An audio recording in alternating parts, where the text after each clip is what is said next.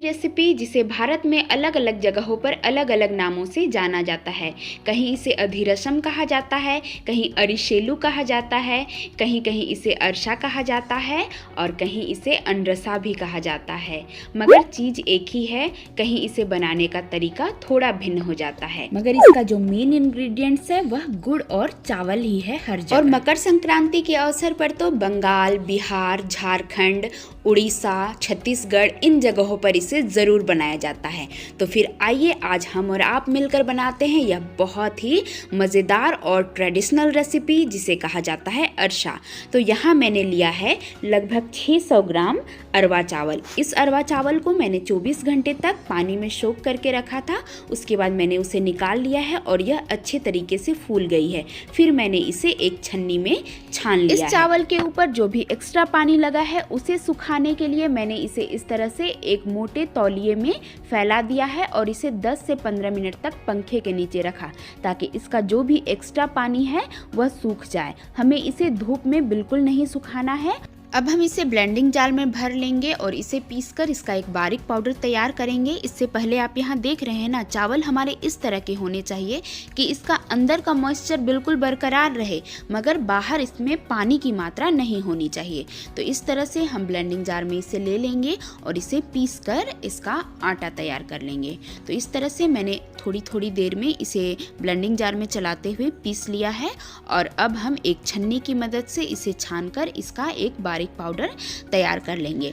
अरसा बनाने में कई बार ऐसा होता है कि या तो आपके रोटी बहुत अधिक कड़े बनेंगे या फिर चपटे बनेंगे, वे फूलेंगे नहीं, या फिर कभी कभी ऐसा होता है कि वह तेल में डालने पर फैलने लगते हैं। तो ऐसी बहुत सी कठिनाइयाँ होती है अरसा बनाने में। तो आज के इस वीडियो में मैं आपको सारी बारीकियाँ स्टेप बाय स्टेप समझाने वाली हूँ, इसलिए प्लीज़ आप इस वीडियो को स्किप बिल्कुल मत कीजिएगा। तो यहाँ हमने सारे चावल के आटे को तैयार कर लिया है। अब इस आटे को आप ध्यान से देखिए। जब आप इस आटे को इस तरह से मुट्ठियों में लेकर बांधेंगे तो यह बिल्कुल बंध जाना चाहिए, बिखरना नहीं चाहिए।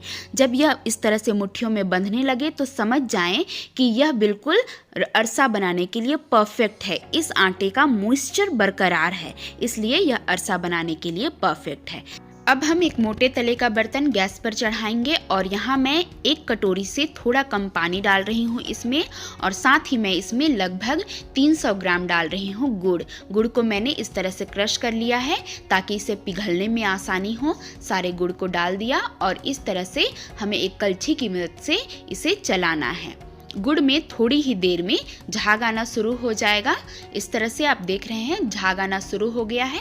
तो इस झाग को हमें बिल्कुल बराबर मात्रा में इस तरह से चलाते रहना है। हमें इस गुड़ का एक मोटा सिरप तैयार करना है ताकि हम उसमें अपने चावल के आटे को डाल सके। तो अब हमें पता कैसे चलेगा कि हमारा गुड़ का सिरप रेडी है या नहीं रेडी है? तो हम क्या करेंगे कि इस तरह से एक साफ कटोरे में पानी ले लेंगे, साफ पानी ले लेंगे और उसमें गुड़ की थोड़ी मात्रा डालेंगे।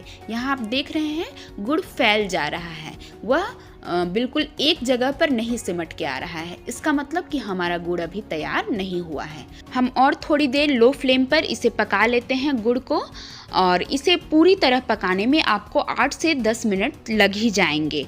तो हम अब फिर से इसे चेक कर लेते हैं। इस तरह कटोरे में देखिए, अब हमारा गुड़ जो है वह एक जगह सिमट जा रहा है, यह फैल नहीं रहा। इसका मतलब कि हमारा यह गुड़ का सिरप तैयार है। अब हम इसमें चावल का आटा डाल सकते हैं। यहाँ एक ज़रूरी पॉइंट, यदि आप इससे अधिक इस गुड़ के सिरप को पकाते हैं तो आपका अरसा बहुत अधिक कड़ा बनेगा, इसलिए उसे इसी स्टेज तक पकाएं। तो अब थोड़ी थोड़ी मात्रा में हमें चावल का आटा यहाँ डालना है और इसे इस तरह से लगातार चलाते रहना है। इसे चलाना आप बंद ना करें, वरना यह क्या होगा कि इसमें लम्स पड़ जाएंगे। तो इस तरह से मैंने चावल के आटे को यहाँ डालना शुरू किया और इसे लगातार चलाते हुए सारे मिक्सचर को हम अच्छे से मिला लेंगे। आपको यहाँ एक बात ध्यान रखनी है कि आप इसमें इतनी ही मात्रा में डालें कि वह कुछ इसका टेक्सचर इस तरह से हो। यह बाद में सूखने के बाद यह और भी अधिक कड़ा हो जाएगा, इसलिए इसे हल्का गीला छोड़ें। और यहाँ मैंने एक कटोरे में अलग से तेल ले लिया है और यहाँ फ्राई करने के लिए भी मैंने अलग से तेल गर्म कर लिया है। तो अब हम थोड़ी सी मात्रा इसमें डालकर देखते हैं कि हमारा तेल गर्म हुआ है कि नहीं। देखिए, हमने जो भी एक छोटा पीस डाला था वह तैरकर बिल्कुल ऊपर आ चुकी है, इसका मतलब कि हमारा तेल यहाँ गर्म हो चुका है। अब अपने दोनों हथेलियों पर हम हल्का तेल लगा लेंगे और आटे के कुछ पोर्शन को अपने हाथों में लेंगे और इस तरह उंगलियों की मदद से उसे फैलाना शुरू करेंगे। इस तरह से आप खुद ब खुद देख रहे हैं यह गोल होती जा रही है। तो इस तरह से आप बनाएं। इसे बनाने का 2 तरीका मैं आपको बतलाऊंगी। तो पहला तरीका यह है कि इसे इस तरह से उंगलियों के बीच से फैलाएं और फिर उसे गर्म तेल में डालें और आप देखेंगे कि यह बहुत ही जल्द तैरकर ऊपर आ जाएगी। और इसे तैर कर ऊपर आने से पहले फूलना ज़रूरी है। यदि यह ना फूले तो वहाँ कुछ गड़बड़ी हुई है, उसका हमें ख्याल रखना है। तो देख रहे हैं ना, यहाँ मेरा अरसा बिल्कुल फूल कर ऊपर आ गया है। इसे हमें झटपट से पलट लेना है और फिर दोनों तरफ पकाकर निकाल लेना है। इसे बनाने में हमें अधिक देर तक इसे तलने की ज़रूरत नहीं पड़ती। अब इसे बनाने का एक दूसरा तरीका यह है कि आप एक प्लेट ले लें कोई भी अपने घर से और उसमें तेल लगा लें और फिर उसे इस तरह से आटे को इस पर फैला दें और फिर वहाँ से निकाल कर आप तेल में डाल लें। देखिए, इसकी मोटाई आपको इतनी रखनी है तो यह परफेक्ट बनेगी। फिर उसे निकाल कर इस तरह से आप तेल में डाल दें और उसे तल लें। कुछ लोग अरसा के ऊपर तिल डालकर भी उसे तलते हैं और कुछ लोग इसमें इलायची पाउडर भी डालना पसंद करते हैं, मगर मैं यहाँ बिल्कुल जो ऑथेंटिक तरीका है, जैसे झारखंड में इसे बनाया जाता है, वही मैं आपको बनाकर दिखला रही हूँ। और झारखंड में इसे पूस पीठा या फिर गुड़ पीठा भी कहा जाता है, क्योंकि यह मकर संक्रांति का जो त्यौहार है उसे झारखंड में पूस पर्व के नाम से जाना जाता है, तो इसलिए इसे पूस पीठा भी कहा जाता है। सर्दियों में गुड़ खाना वैसे भी स्वास्थ्यवर्धक है और अरसा गुड़ से बनी है, तो यह हमारे इम्यून सिस्टम को भी मजबूत करेगी। और देखिए, यहाँ और एक रोटी बनकर तैयार हो चुकी है और इस तरह से एक एक कर मैंने सारे अरसे को तैयार कर लिया है। और देखिए, यहाँ हमारी बहुत ही शानदार दिखने वाली और खाने में उतनी ही स्वादिष्ट अरसा बनकर तैयार है। आप इसे अपने घर पे ज़रूर ट्राई करें और कमेंट